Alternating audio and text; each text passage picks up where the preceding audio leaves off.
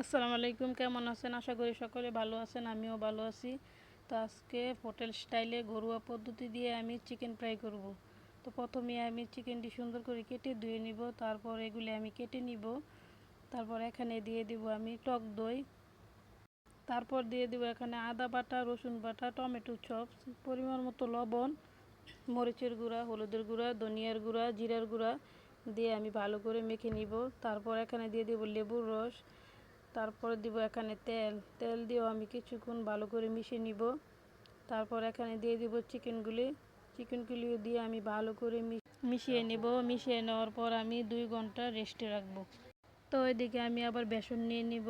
বেসনের মধ্যে দিয়ে দেবো পরিমাণ মতো লবণ, মরিচের গুঁড়া, ধনিয়ার গুঁড়া, সব কিছু দিয়ে আমি ভালো করে মেখে নিব। তারপর মুরগির রোস্টি দিয়ে আমি সুন্দর করে বেসন দিয়ে মিশিয়ে নিব। মিশিয়ে নেওয়ার পর আমি এদিকে চুলায় কড়াই বসিয়ে দিলাম। তারপর এগুলি ভালো করে ভেজে নেব। তো আমার ভেজে নেওয়া হয়ে গেছে।